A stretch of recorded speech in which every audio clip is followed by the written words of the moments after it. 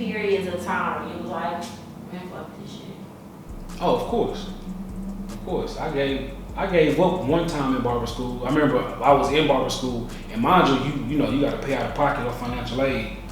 I did have financial aid, but only paid like half of the course. So I had to come out of the other half out of my pocket.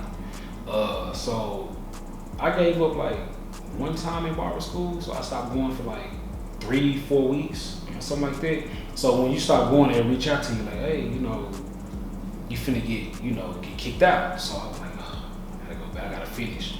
So I ended up going back. I finished, I did my hours, and at the time I was going, it was 1,500 hours. You had to clock 1,500 hours, to get certified, and then go take a board or whatever. So I finished or whatever, but I was still hustling. So I go to barber school, do 4-5 hours of barber school, and go to the shop.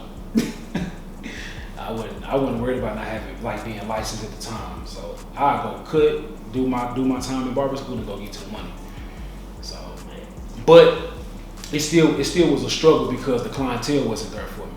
Being new and new to it, ain't nobody finna sit in your chair, especially if you don't know how to cut 100%. So let's be real. What was that first haircut? That first client, whether it was when you was a student, I huddled him out, and until that first cut was my nephew, and he'll tell you to this day I messed him up, but I respect him. He still comes to me to this day. He's a very, very, very, very loyal client. He never went anywhere, even when I was messing him up.